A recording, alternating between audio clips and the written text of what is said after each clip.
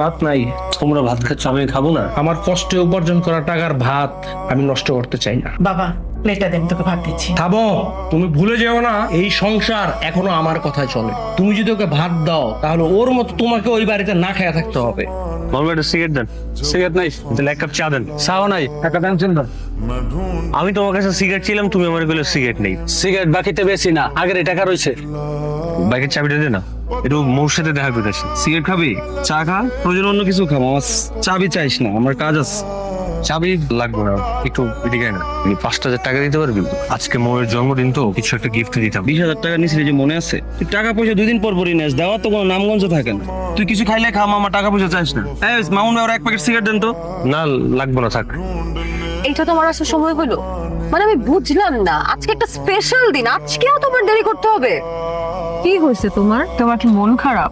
আমি কিন্তু তোমাকে চিনি, একটা সময় তুমি সব কিছুই করতে পারবা, তুমি অনেক বড় হবা। আর যত যাই হোক না কেন, আমি তো সব সময় তোমার সাথে আছি। তোমার মতো করে ভাগ্যও আমাকে বুঝবে না কখন। খেয়ে নে বাবা। আমি তো বেকার, আমার তো এই বাড়িতে খাওয়ার অধিকার নেই। যেদিন নিজের টাকা ইনকাম করতে পারবো, নিজের টাকায় তোমাদের সবাইকে খাওয়াইতে পারবো, সেদিন এই বাড়িতে আমি খাবো। তার আগে একটা দানাও আমি খাবো না। দেখিস একদিন তুই বড় কিছু করতে পারবি। তোমার কেন বললাম পরে খাবার দিবা না? পোলার জন্য দরদ উতলায়া পড়ে না।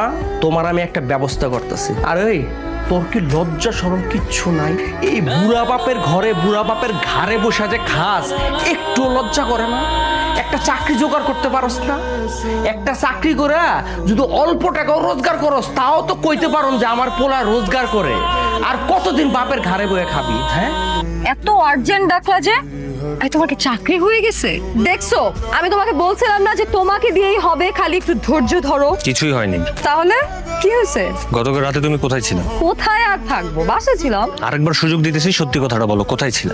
আমি কি মিথ্যা কথা বলতেছি নাকি? সত্যিই তো বলতেছি। এগুলো কি? তুমি এগুলা কোথায় পেয়েছো? এগুলো আমি কোথায় পেয়েছি সেটা তো তোমার জানার দরকার নেই। কিন্তু এই তুমিই তো আমাকে বলছিলা যে পৃথিবীতে আমার পাশে আর কেউ থাকুক আর না থাকুক, তুমি শেষ পর্যন্ত আমার পাশে থাকবা। এইটা নোংরা। রাকিব, তুমি আমাকে ভুল বুঝতেছো। আমি তোর ভুল বুঝে বুঝে তুই তোর কাছে রাখ। আমার বন্ধু বান্ধব আমার আগেই বলছিল তোর মতো একটা থার্ড ক্লাস মেয়ের সাথে প্রেম না করতে। আমি তো শুনি নাই সবকিছুর বিপরীতে যে আমি তোর সাথে প্রেম করছি, আর তুই আমারে কি দিছস? এইটার নমুনা। এই, অনেক হয়েছে, অনেকক্ষণ ধরে বলতেছো।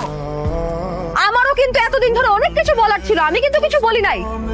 এই, বয়ফ্রেন্ড হিসেবে তুমি আমার জন্য কি করছো? হ্যাঁ, জীবনে কোনো একটা গিফট কিনে দিছো?